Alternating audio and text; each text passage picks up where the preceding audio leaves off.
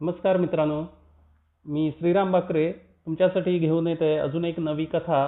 कथेचं नाव आहे अत्तराची कुपी. तर सुरुवात करतो.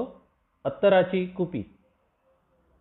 बनारसला तुम्ही गेलात तर तुम्ही काशी विश्वेश्वराचं दर्शन नक्कीच घेतलेलं असणार. दर्शन झाल्यावर गंगामय्यात हर हर गंगे म्हणत डुबकीही मारली असणार. झालंच तर ब्राह्मण पंडे यांच्याकडून श्राद्धविधी करून पिंड गंगामय्यात तर्पण केले असणार. वा सायंकाळच्या वेळेस नौकेत बसून अक्सी घाट, मणिकर्णिका घाट, हरिश्चंद्र घाट आदी घाटांवरून सैर करीत नावाड्याने गंगा आरतीच्या वेळी नेमकी तुमची नौका अगदी पुढ्यात नेऊन तुम्हाला ते गंगा आरतीचं नयनरम्य दर्शनही घडवलं असणार. तुम्ही अगदी ऐटीत म्हणाल, हो हो हो, हे सगळं आम्ही बघितलेलं आहे. त्या बनारसच्या छोट्या छोट्या गल्ल्या, गल्ली गल्लीत जलेबी आणि समोसा व मिठाईची दुकानं लावलेले व हाताने माशानं हाकलवीत बसलेले ढेरपोटे हलवाई, त्या अरुंद वाटेवर ठाण मांडून बसलेले ते भले मोठे सांड, हे सारं आम्ही पाहिलेलं आहे. झालंच तर सांड और रांड की बनारस में कोई कमी नाही, हेही आम्हाला तिथल्याच एका बनारसी बाबूंनी बनारसी पानाचा मुखरच सांभाळत सुनावलेलं आहे असंही तुम्ही म्हणाल. पण तुम्हाला जर मी म्हटलं की तुम्ही बनारसच्या कोयला मंडीत फेरफटका मारला आहे का, किंवा तिथली सोनचाफेची गल्ली वा चंपा गल्ली तुम्हाला माहिती आहे का, तर तुम्ही नकाराचेच मान हलवाल. आता तुम्हाला कोयला मंडीत जर माहीत नसेल तर मग तुम्हाला हिना आणि तिची निळ्या डोळ्यांची भुऱ्या केसांची मुलगी खुशबू सुद्धा माहीत नसणार. तशी माझी आणि हिनाची ओळख झालीच नसती जर मी कोकणातल्या आंबेवाडीसारख्या आडगावात माझं किराणा मालाचं दुकान सुरू केलं नसतं. दुकान मोजून 1.25 वर्ष सुरू राहिलं. पण म्हणतात ना, काही काही गोष्टी आपल्या प्राक्तनातच लिहिलेल्या असतात व काही काही योग हे जुळूनच यावे लागतात. त्याप्रमाणे मी दुकान सुरू करावं व माझी व हिनाची ओळख व्हावी हे बहुधा माझ्या प्राक्तनातच लिहिलेलं असावं. त्याचं असं झालं. माझं शिक्षण पूर्ण झालं व मी नोकरीसाठी सगळीकडे भटकू लागलो. इथे अर्ज दे, तिथे मुलाखत दे, असं सारखं सुरू झालं. पण कुठेच काही जमेना. मग आईच म्हणाली की कोकणात आंबेवाडीत आजोबांचं जुनं घर आहे, तिथेच राहून छोटंसं दुकान सुरू कर. मग मी शेवटी आंबेवाडीत माझ्या आजोळी येऊन दाखल झालो. देवगडला जाऊन जरुरी ते सामान आणलं व पुढे दुकान व मागे मकान असा प्रकार सुरू झाला. गावात तसं किराणा दुकान असं एकही नव्हतं, त्यामुळे थोड्याच दिवसात माझा जम बसला. गावातलं ते कौलारू घर, परसात विहीर होती, रहाट होतं. मी सकाळी आंघोळ पूजा आटपून दुकानात बसत असे.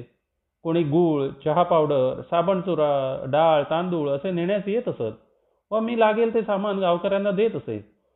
सुमारे 12 वाजता चुलीवर भातासाठी पाणी ठेवत असे. एखाद्या सुट्टीत कोल्हापूरहून आई येई व घर झाकपाक करून जाई. काही दिवसांनी मला दुकान आवडू लागलं, पण हाताने करून जेवायचा अगदी कंटाळा येऊ लागला. स्वयंपाकापेक्षा त्यानंतरच्या आवराआवरीचा कंटाळाच जास्त होऊ लागला. पावसाच्या दिवसात तर दुपारपर्यंत दुकानात कोणी फिरकत नसे, पण भाताला आदण ठेवलं की हमखास कोणीतरी सामानासाठी दुकानात येई व हाक मारी. मी मग हातातले काम टाकून दुकानात येई व इकडे कधी भात करपून जाई तर कधी चुलीतला विस्तवच रुसून बसत असे. माझी मग फारच धावपळ होत असे. असेच दिवस जात होते. एके दिवशी एका गावकऱ्याने रानात पकडलेलं पोपटाचं पिल्लू मला पितळी पिंजऱ्यासकट आणून दिलं. त्याला छान घुंगरू लावलेले होते. मी मग देवगडच्या इरफानकडून काही कबुतरं विकत आणली. त्यांच्यासाठी गावातल्याच सुताराकडून छानपैकी लाकडी घर करून घेतलं. आता पोपट व कबूतर घरात आल्यामुळे माझा वेळ छान जाऊ लागला. असंच एके दिवशी घराबाजूच्या जांभळीला बांधलेल्या झोपाळ्यावर बसून मी कबुतरांना जोंधळे टाकीत झोके घेत होतो. पोपटाचा पिंजराही मी समोरच्या पेरूच्या झाडावर टांगलेला होता. सरते आश्विनचे दिवस होते. हवा थंड होती. मी मजेत झोके घेत होतो. एवढ्यात एक 10-12 वर्षांची पोरगी समोर येऊन उभी राहिली.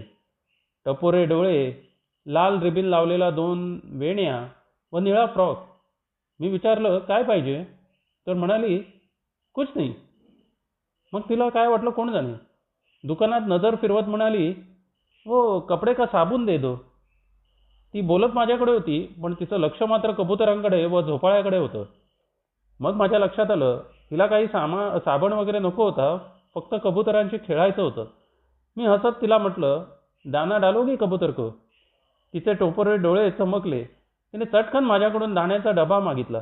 मी म्हटलं, रुको, पहिले आपलं नाम बताव.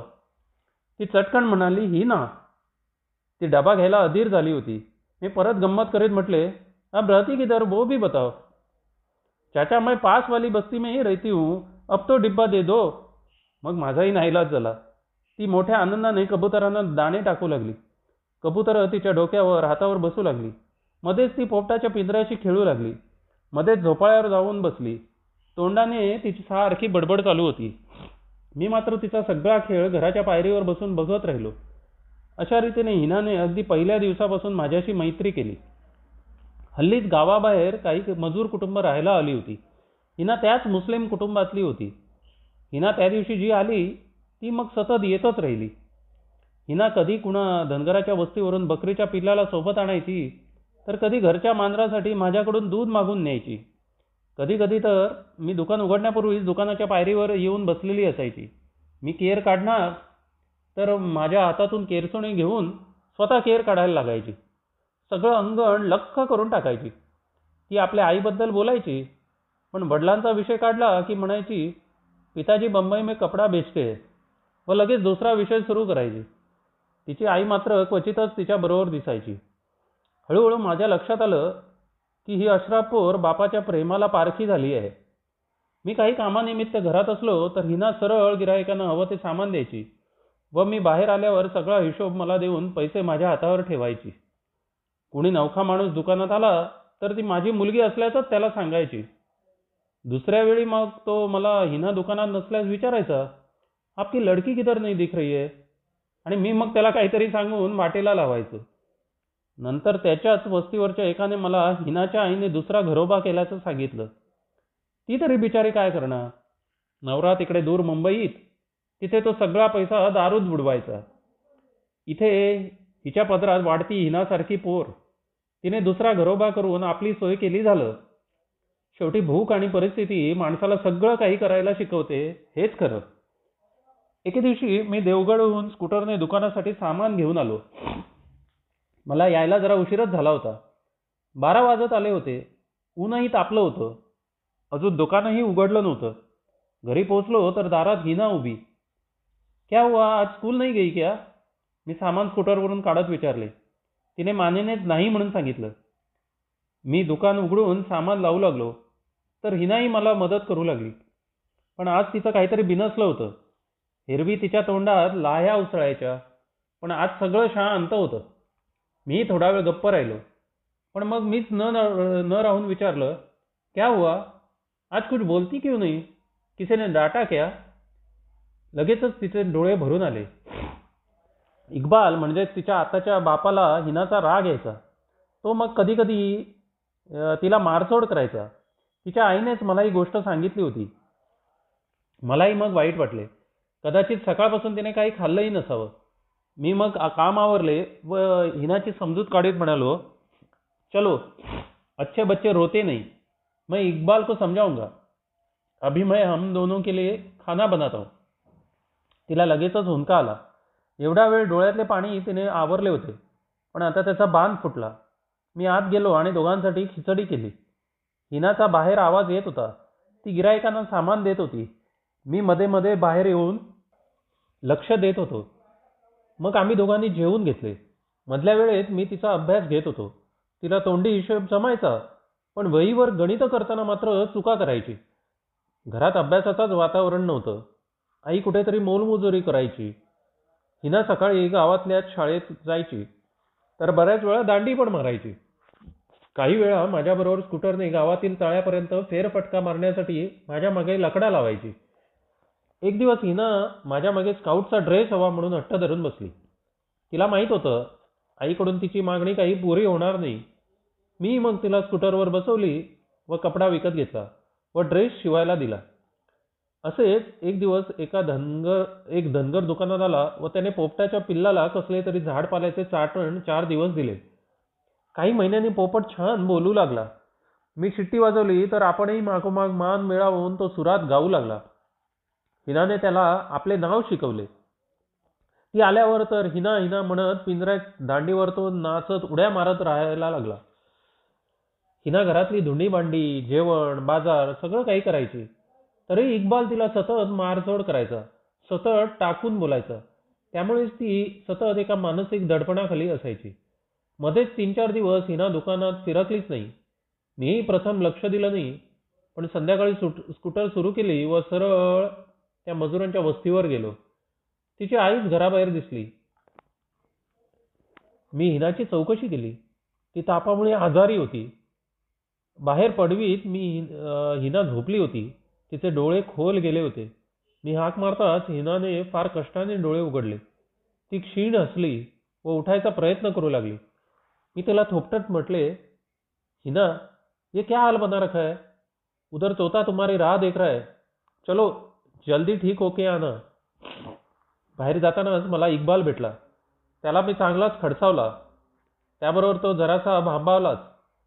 आईंदा हिना को नहीं मारूंगा असे म्हणू लागला.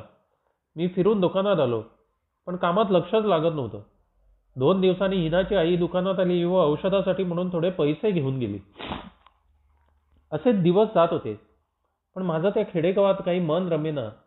तिथे बोलायला कोणी नव्हते. संध्याकाळी 6-7:30 वाजता सारा गाव चिडीचूप होत असे. क्वचित एखादी सायकल किंवा बैलगाडी रस्त्यावरून जात असे, तेवढेच. जाता येता लोकांचा रामराम घडे, तेवढाच. नाहीतर बोलणेच नाही. एक दिवस कंटाळून मी समुद्रकिनारी गेलो. लांब पुळणीवर एकटाच फिरत राहिलो. लाटा येत जात होत्या. माझे मलाच उदास वाटत होते. काही दिवस कोल्हापूरला जाऊन आईकडे राहावे असेही वाटत होते. संध्याकाळ होत आली तसा मी उठलो व स्कूटरने आंबेवाडीचा रस्ता धरला. वाटेत एक नर्सरी दिसली. सहज म्हणून पिवळ्या व पांढऱ्या सोनचाफ्याची 2 कलमे विकत घेतली. मागे पुढे परसात दोन्ही लावू असा विचार करीत घरी आलो. दिवे लागणी झाली होती. जेवून लगेचच मी ताणून दिली. दुसऱ्या दिवशी पोस्टमनने माझ्या हाती आईचे पत्र ठेवले. मला मुंबईला बँकेत नोकरी मिळाली होती व लगोलग तिथे हजर व्हायचे होते. त्याच दिवशी नेमकी हिना दुकानात आली. मी तुला दुकान बंद करून 2 दिवसांनी गाव सोडून जात असल्याचे सांगितले. दुसऱ्या दिवशी एका मारवाड्याला गाठून दुकानातले सगळे सामान मी त्याला विकले.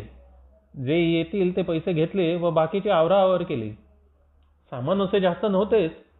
कबुतरे ते लाकडी घराचं कट गावातल्याच सुताराला देऊन टाकले. पोपटाचा पिंजरा व सोनचाफ्याची कलमे हिनाला मी माझी आठवण म्हणून दिली. हिनाला वाईट वाटत होते. तिच्या आईने माझा पत्ता मागितला व पत्त्यावर माझे पैसे मनी ऑर्डर करते म्हणू लागली. मी म्हटले, पैसे रहने दो, आप सिर्फ हिना का ख्याल करो, बड़ी प्यारी लड़की है. हिना रडत होती. मी तिला जवळ घेऊन समजावले व घराला कुलूप करून स्कूटर सुरू केली. संध्याकाळच्या आत मला कोल्हापूर गाठायचे होते. मी आता हमरस्त्याला लागलो होतो. आंबेवाडी मागे पडली होती. बस तीच माझी व हिनाची शेवटची भेट होती. पुढे मुंबईत मी एका राष्ट्रीयकृत बँकेत रुजू झालो. माझी नोकरी फिरतीची होती. बँकेच्या वेगवेगळ्या शाखेत मला ऑडिटसाठी जावे लागत होते. मध्ये 5-6 वर्ष अशीच गेली. माझ्यावर वेगवेगळ्या कामाच्या जबाबदाऱ्या होत्या. एकदा असाच मी आमच्या बनारसच्या शाखेत 1 महिनाभर होतो. तिथल्या काही जणांचे कर्जाचे हप्ते थकले होते. मी असा विचार केला की त्यांच्या घरी जाऊन त्या लोकांची गाठ भेट घ्यावी व थकीत हप्त्यांबद्दल त्यांना सांगून काही वसुली होते तर पाहावी. सर्वांची यादी केली व संध्याकाळी त्रिपाठी नावाच्या माझ्या एका सहकार्याला घेऊन 2-3 जणांच्या घरी गेलो. काहीने हात वर केले तर काहीने पुढच्या आठवड्याचा वायदा केला. पुढचे नाव कोयला मंडीतील एकाचे होते. मी त्रिपाठीला म्हटले, तिथे जाऊ, तर म्हणाला, कोयला मंडी में जाना हमें अच्छा नहीं लगता. व पुढे हसत म्हणाला, ऐसे हम उधर नहीं जा सकते, कुछ नाच गाना सुनना है तभी जाएंगे. तो यायला तयारच होईना. मग मी एकटाच जातो म्हटल्यावर शेवटी कसा बसा माझ्याबरोबर यायला तयार झाला. मी एक टांगा थांबवला व त्याला कोयला मंडी चलो असे सांगितले. त्याने माझ्याकडे विचित्र नजरेने बघत इस वक्त असे विचारले. मी म्हटले, क्यों, अभी हम नहीं उधर जा सकते क्या? त्यावर तो वरमला व घोड्यावर काठी मारीत त्याने कोयला मंडीकडे टांगा वळवला. कोयला मंडी म्हणजे अरुंद अशी लांबच लांब गल्ली होती. रस्त्याच्या दोन्ही बाजूस दाटीवाटीने एकाला एक टेकून अशी घरे होती. आम्ही उतरलो व मकबूल खानचा पत्ता शोधत रस्त्यावरून जाऊ लागलो. कुठे माडीवरून सारंगीची एखादी तान ऐकू येत होती, कुठे घुंगरांचे आवाज, तर कोणी रात्रीच्या जलशाची तयारी करत गाऊन रियाज करत होते. रस्त्यावर सगळी सामसूम. घरांच्या दोन्ही बाजूला अंगणात पिंजऱ्यात कबुतर, पोपट, ससे, खार व काही लव बर्ड्स असे ठेवलेले होते. प्रत्येकजण आम्हाला बघून काहीतरी एकमेकात कुजबुजत होते. मी सहज एकाला ससे कसे देणार असे विचारले. तो उत्तरला, ये तो हमने पाले हुए हैं, बेचना नहीं है. पुढे गेलो, कबुतरांची किंमत विचारली तर परत तेच उत्तर, बेचना नाही आहे. ती सगळी मुस्लिम वस्ती होती. कोणीच आम्हाला मकबूल कुठे राहतो ते व्यवस्थित सांगत नव्हते व आमच्याकडे संशयाने बघत होते. त्रिपाठीच्या ते लक्षात आले. तो मला चलो निकलेंगे इधर से असे म्हणू लागला. आता मी थोडा हट्टाला पेटलो होतो. एका लवबर्ड्सच्या पिंजऱ्यापुढे उभा राहत मी पुन्हा किंमत विचारली. पुन्हा तेच उत्तर आले, बेचता नाही आहे. आता मात्र मी हैराण झालो. त्या 40च्या माणसाला विचारले, अच्छा ठीक आहे, एक फोटो खिचू क्या? सुदैवाने त्यावेळी माझ्या खिशात एक छोटा कॅमेरा होता. तो म्हणाला, जरूर खिचो, 50 रुपये फोटो के देने होगे. मी म्हटले, अरे यार, फोटो के क्या पैसे मांग रहे हो? तर म्हणाला, आपके पास फोटो रहेगा, हमारे पास वो 50 की नोट तो रहने दो. त्याच्या त्या उत्तरावर मी हसलो. मग मी त्याला म्हटले, ठीक है, लेकिन सब लोग तोते कबूतर बेचना नहीं है ऐसा क्यों बोल रहे हैं? मुझे मालूम है ये तो बेचने के लिए है. आता त्याच्याजवळ बऱ्यापैकी रस्त्यावरची मंडळी जमा झाली होती व त्याला ही गर्दी बघून थोडा धीर आला होता. आम्हाला उद्देशून तो म्हणाला, आप कौन है, क्या चाहते हो? मग मी त्याला बँकेतून आल्याचं सांगितलं व मकबूल खानची भेट हवी असं सांगितलं. मग आम्हाला सगळा उलगडा झाला. आम्ही त्याला कोणीतरी वन खात्यातून आलेले सरकारी अधिकारी वाटलो होतो व म्हणून कोणीच आम्हाला पोपट, खार, ससे विकण्यासाठी नाहीत असे सांगत होता. कारण हे असले धंदे राजरोज करण्यास शासनाची बंदी होती. त्याने आपणच मकबूल खान असल्याचे सांगितले व आम्हाला चहासाठी घरी येण्याचा आग्रह करू लागला. मी म्हटले, दुसरी बार जरूर चाय पीने तुम्हारे घर आऊंगा, उससे पहिले वो बैंक का हप्ता भर दो. तो त्याला तयार झाला. आमचे काम झाले होते. आता टांग्याची वाट बघत आम्ही नाक्यावर थांबलो होतो. त्रिपाठी सिगरेट घ्यायला बाजूच्या दुकानात गेला. एवढ्यात माझी नजर एका कोंदट अशा दुकानात गेली. ते अत्तराचं दुकान होतं. आलोच आहोत तर अत्तर घेऊ म्हणून त्या अंधेऱ्या दुकानात मी पुढे सरकलो. दुकान फारच जुने होते. इत्तरवाल्याचे केस पिकलेले होते. त्याने वेगवेगळ्या अत्तरांच्या कुप्या मला उघडून दाखवल्या. ये मोगरा देखो, ये मजमुआ, ये तो असली रात रानी है, और ये तो कच्ची कली, इसकी खुशबू तो देखो, अगर लगाओगे तो 4 दिन पूरा मोहल्ला खुशबू लेता रहेगा. म्हातारा आपल्याच अत्तराची तारीफ करत होता. बोलताना त्याचे मूळचे बारीक डोळे अजूनच बारीक होत होते. और हिना आहे क्या? मी सहजच विचारले. एवढ्यात हिना हिना असा पोपटाचा चिरका आवाज आला. दुकान फारच अंधारे असल्यामुळे एवढ्या वेळ तिथे एक पोपटाचा पिंजरा आहे हे मला दिसलेच नव्हते. ये तोता हिना हिना करते रहता है, म्हातारा म्हणू लागला. मग माझ्या लक्षात आले, अरे हा तर माझ्याचकडचा घुंगरू असलेला पितळी पिंजरा होता. मी लगेचच प्रश्न केला, चाचा ये पिंजरा और तोता इधर बनारस में आपके पास कैसे आया? ये तो मेरा है. मग मी माझी विशिष्ट शिळ घातली. पोपट दांडीवर नाचू लागला. ज्या अर्थी पोपट इथे होता त्या अर्थी हिना सुद्धा इथेच असली पाहिजे. त्रिपाठी सुद्धा पोपट उड्या मारत आहे हे बघून आश्चर्यचकित झाला. मध्येच मी हिना म्हटल्यावर पोपटही हिना हिना असे ओरडू लागला. रहीम चाचा, क्या आप हिना को जानते हैं? और ये तोता आपके पास कैसे? मी अधीर होत इतरवाल्या रहीम चाचाला प्रश्न केला. त्रिपाठीने कच्ची कली व रातराणीच्या 2 बाटल्याही विकत घेतल्या. मी थोडक्यात त्यांना हिना व माझ्या भेटीची गोष्ट सांगितली. ते माझ्याकडे निरखून बघत म्हणाले, शायद वो वही हिना होगी. मैं आपको पूरी कहानी कल बताऊंगा. अभी मेरे नमाज का वक्त हो गया है, आप कल आओ. मग आमचाही नाईलाज झाला. टांगा करून आम्ही घरच्या वाटेला लागलो. खरं तर मी एवढ्या वर्षात हिनाला विसरूनही गेलो होतो.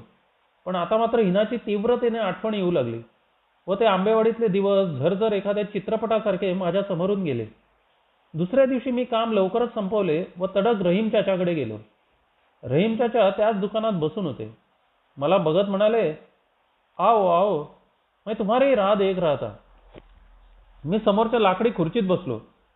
चाचा सांगू लागले, मैं यकीनन कहता हूँ, तुम जो बता रहे हो वो वही हिना होगी. यही पड़ोस में ही उनका मकान था. पिछले बारिश में वो खंडहर हो गया.